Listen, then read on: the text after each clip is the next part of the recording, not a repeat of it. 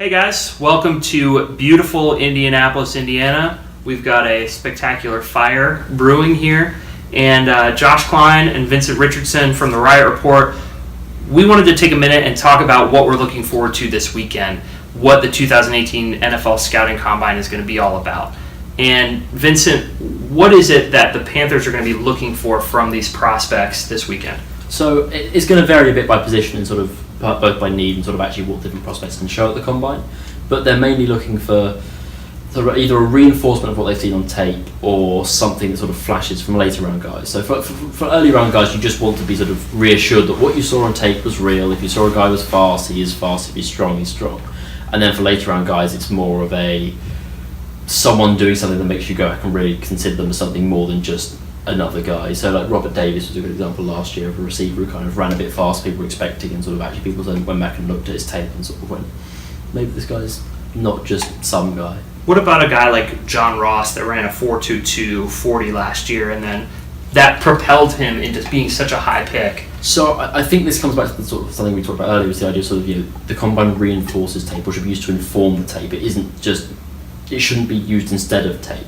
So Ross ran really fast in the combine, and you go and watch him on tape and he's fast. I'm not convinced he's 4.22 fast on tape. I don't think he was running away from guys in the way you'd expect the fastest player ever to run. And also there were other issues with his game. He wasn't the best route runner. He can't really do much on the outside. He's probably going to be a slot limited guy. Okay. So you do. So you said that you want the combine to reinforce the tape as opposed to the looking to the combine to who you're going to draft. Obviously there are examples in the later rounds where it's maybe worth taking a punt on someone who's just freakishly athletic. But right.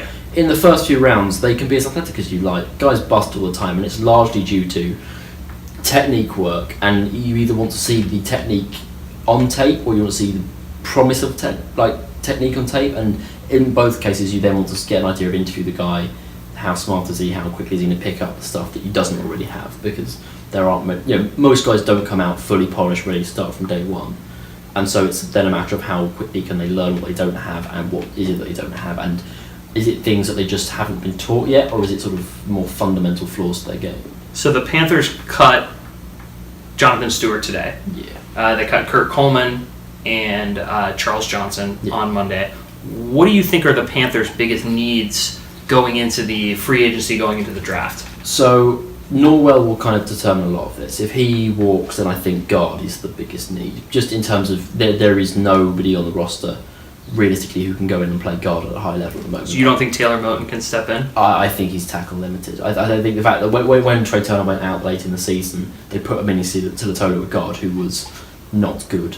And so I'm going to tell him that you said that. Yeah, no, I probably said worse than that at the time. But if you're not happy bringing Taylor after at the end of the whole season, so it wasn't like it was week 2 or something. It was week 17. If you're not happy bringing Taylor Moton in at guard, then that suggests that you're not happy. Either not happy playing him at all, which is a big issue for a second round pick, or not happy playing him at guard, in which case I think he's more there to compete with Darrell Williams, who although is a second team All Pro who had to be helped significantly throughout the season. So you think that guard is going to be the biggest need if Andrew Norwell doesn't come back? Yeah, absolutely. You think probably running back and safety, defensive end? I think safety is the biggest out of the rest of them. In that running back, Jonathan Stewart did give them something they don't have from the rest of the roster. That you don't have a power carrier. And I think that is something they do need.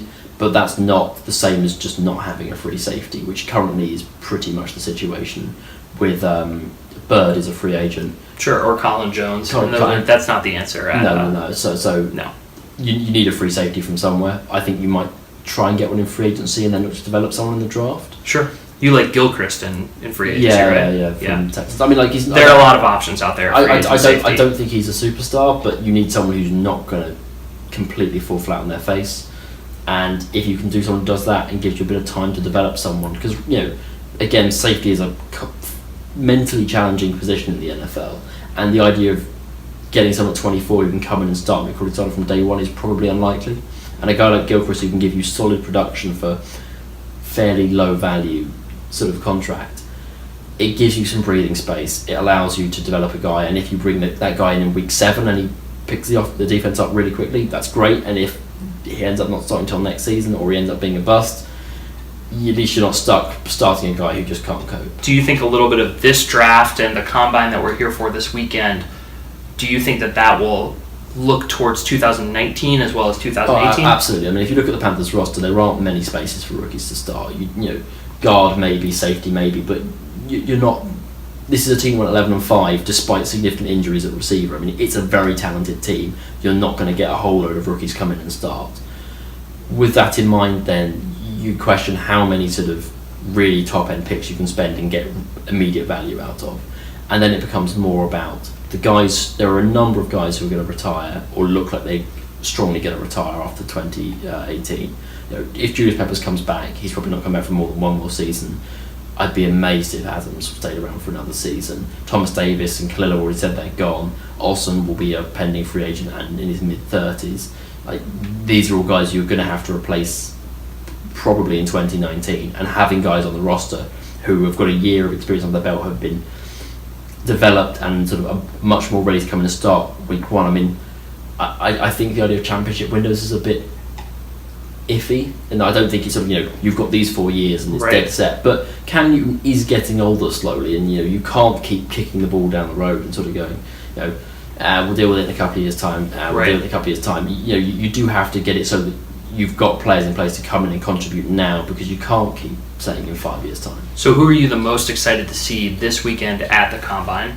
Probably Michael Joseph, the Dubuque corner out of Division 3 football. Wait. So the corner from Dubuque, who you said might be like a third day pick.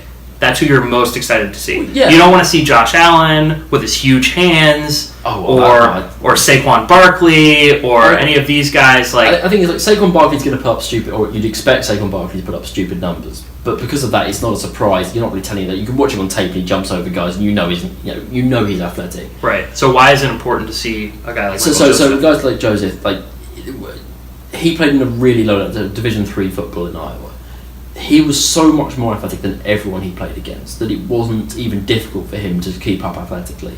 And as a result, you don't actually know where his athletic limit is. And as you know, if you look at sort of predictions of 40 times, you know, some guys are like, well, he might run 4.5, he might run 4.55. With Joseph, he could run 4.4 or he could run 4.7, and it's really hard to tell which is which at this point because there was no one who really ran that quickly who was forced to cover, and so he could keep up with everyone. And so if he runs a 4.4, then he really has that speed. If he runs a 4.4, then he's a day 2 pick. I think and if he runs a 4.7, then he's a day safety. He's a big corner, so it's not. So like that's the kind of thing that can come from the combine, as opposed to seeing a guy like Saquon Barkley. If he runs a 4.4, everybody's like, yeah, he ran a 4.4. And maybe he moves from pick 3 to pick 1, or pick 6 to pick 2.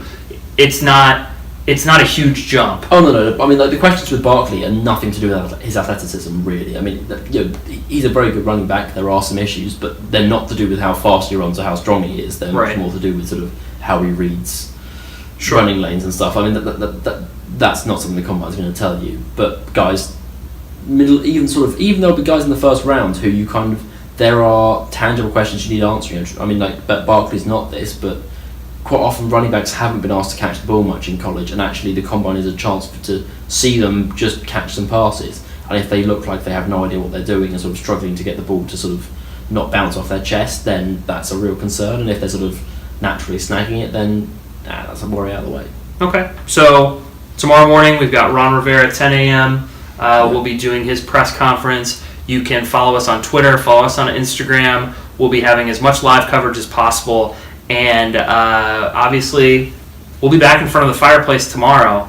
And anything that you have that you want us to answer, that you want Vincent to answer, because he's a lot smarter than me, let us know. Put us in the comments. Thanks, guys.